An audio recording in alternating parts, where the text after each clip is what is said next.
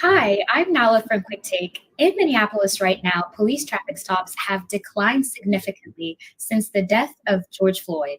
I'm joined by Sarah Holder from Bloomberg CityLab, who's reported on the story and is here to share more on the data and her reporting. Hi, Sarah. Thank you so much for joining us today. Hey, great to be here. Awesome. So, Sarah, can you start us off and just tell us what exactly you found from your reporting? Yeah, so along with my colleagues, Rachel Dottle and Marie Patino, who are great data journalists, we looked through the rate of traffic stops in Minneapolis. Traffic stops are one of the most frequent police community interactions. Nationwide, the Stanford University's Open Policing Project estimates that about 50,000 drivers and pedestrians are stopped each day. For these routine stops for moving violations like speeding tickets or equipment violations like a broken taillight, or sometimes pretext stops, which are stops that police make that are sort of intending to find evidence of more serious crimes. In Minneapolis, these stops are quite frequent, as I mentioned, as they are in many other American cities. But since May 25th, when George Floyd was killed by a police officer, they're down about 80%.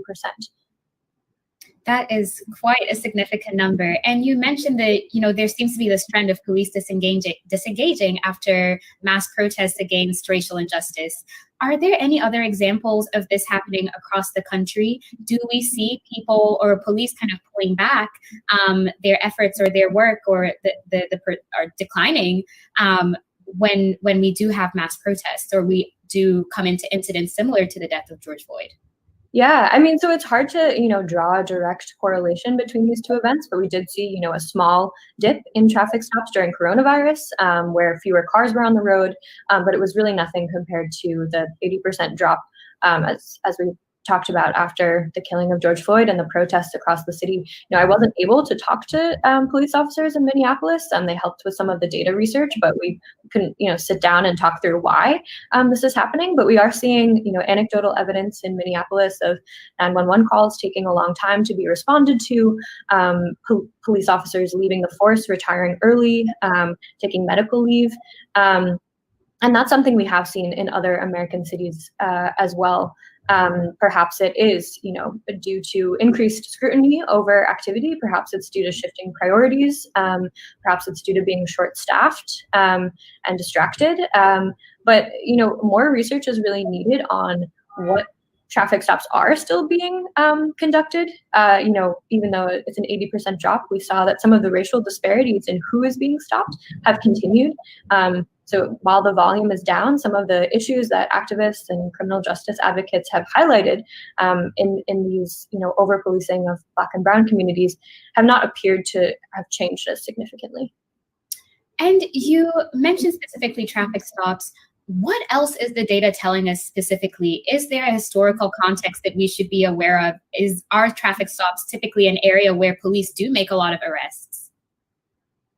Yeah, so I mean, in Minneapolis, the Hennepin County Public Defender's Office has done a lot of work on this year over year. They find that though Minneapolis has more of a larger white population than a Black population, Black drivers are stopped more frequently than white drivers, again, year after year.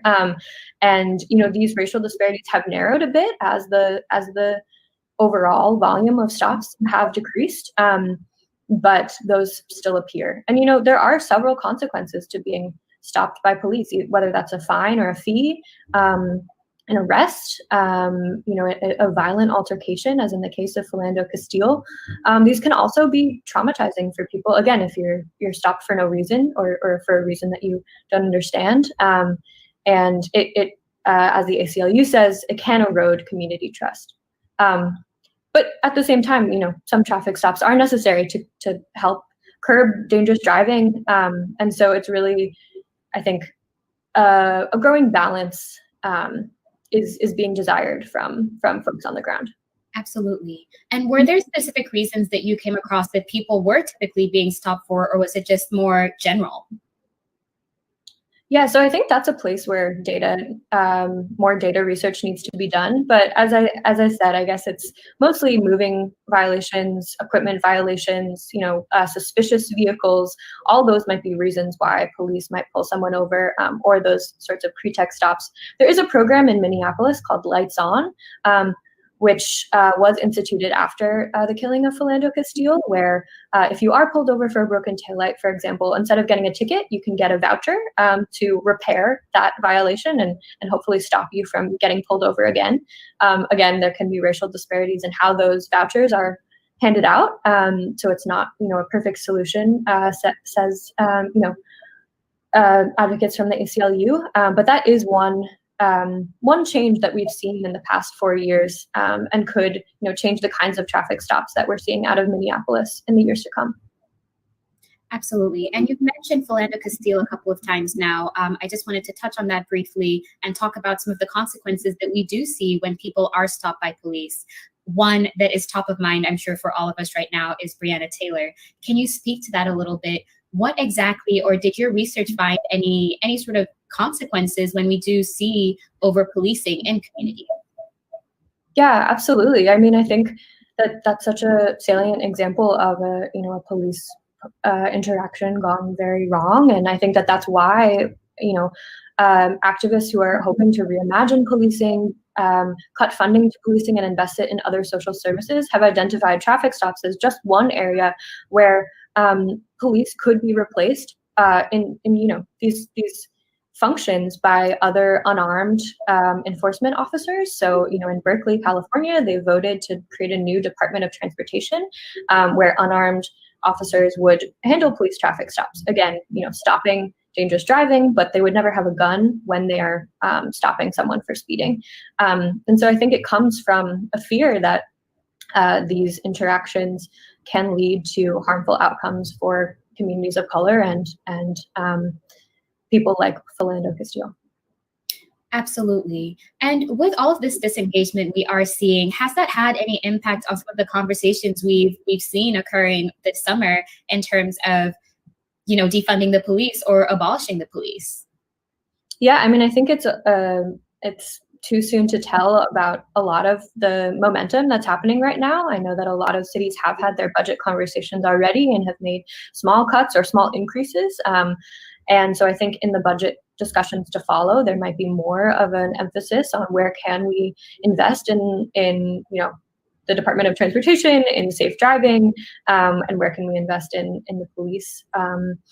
And yeah, I mean, I think in Minneapolis especially, that's a really salient conversation because it's where these recent rash of protests have started, because it was where George Floyd was killed. And so I think that they're sort of at the forefront of these conversations, and we'll definitely be looking at their police department as an example of, how to do things better. Absolutely, absolutely. And as you mentioned, this has been definitely a hot button topic all summer long, and I'm sure we're going to see it carry on into the rest of the year. So that leads me to my next question. In terms of police disengaging, have you seen any other reasons why they are kind of pulling back on their work or stepping back from their work following all of these protests we've seen over summer? Yeah, I mean, it's again, like, it would be great to be able to, talk to some police officers from Minneapolis specifically about what their priorities are right now. I think that perhaps they have been pulled in different directions. Perhaps has been a hard year. Coronavirus has changed police priorities a lot. As I said too, like, there are maybe 50 fewer officers in August as there were at the beginning of the year. So perhaps they're short-staffed.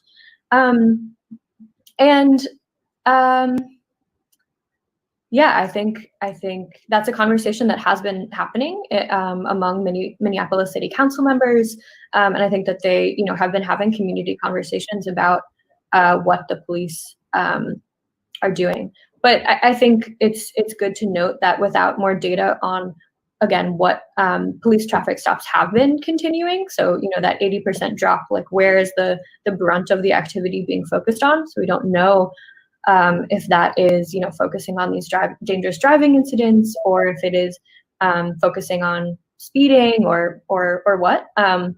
And so that would be really helpful to know as well.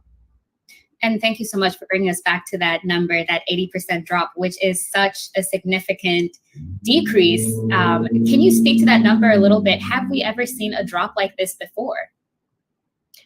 So not to my knowledge. Again, like coronavirus changes everything, but at the same time, the dip that we saw in March and April is just so small compared to the dip that we saw in May and in June, and continuing through the summer. So I mean, to put that number in context, police were making about 351 traffic stops a week before May 25th, and now they're making about 70 a week. So it's just a really, really stark figure, and it'll be interesting to learn more about the why, which I think you're getting at right now, and I would love to learn more about that too. Absolutely, and that is quite a change. I think from going to almost 400 to about 70 a week, that is definitely quite a change. And that leads me to my next question. Is there anything that you reported on or that maybe you found out in your research that didn't make it into your article? Yeah, I mean, I've been doing some reporting on these calls to defund or to reimagine policing in Minneapolis. The city council had, agreed to pursue a plan to create an office of violent prevention and to disband the police department as it exists right now, and to, recreate and reimagine what it looks like. And I think that they sort of had the boldest plan for doing so. But because of some bureaucratic issues, some technicalities with the city's charter or their constitution, they were not able to pursue that plan that many city council members were backing. So I think that this disengagement or this pullback is coming across a backdrop of just a lot of conversations about where policing goes next in Minneapolis, and I think it'll be interesting to see where this Office of Violence Prevention goes, and how smaller reforms might trickle into the Minneapolis Police Department in the months to come. Absolutely. Absolutely. And what exactly was your intent in seeking out this information? What was your goal when you first started reporting on this story? And did you kind of reach that end goal, or did you find out what you were seeking? That's a really good question. I think often with these data projects, you kind of go in looking for as much information as you can get and hope the data can, lead you somewhere. I think we were just really interested in traffic stops because they are this just very frequent space of interaction that you don't think about. It's not a violent crime necessarily. It's sort of just a routine going about your day, might be stopped by a police officer on the side of the road. And as we've talked about, it can lead to pretty intense consequences. So we're just interested in examining the behavior of police in this realm. Also because this is a space where there have been all these proposals to, break up those duties. And so I guess we were trying to figure out how police spend their time and whether anything has changed since the death of George Floyd and the protests that have happened after. And we did find that, things had changed quite a bit. I guess the next question that we would want to keep pulling data to answer is for how long, whether traffic stops will bounce back up to pre-May 25th levels, and when that will happen. And then, as you rightly pointed out, what's happening in other cities, and is this number being reflected nationwide? And I think that's such a good point for you to make, whether this will be sustained change or whether we'll kind of see these numbers climb back up to nearly 400 stops a week again or more, once we kind of have come out of the direct aftermath of most of these protests. So thank you so much. I think this is a great place for us to stop. Thank you so much for joining us today, Sarah. I think this is such an important conversation for us to continue to have and to continue to engage with. Absolutely. Thank you so much for having me. This was great.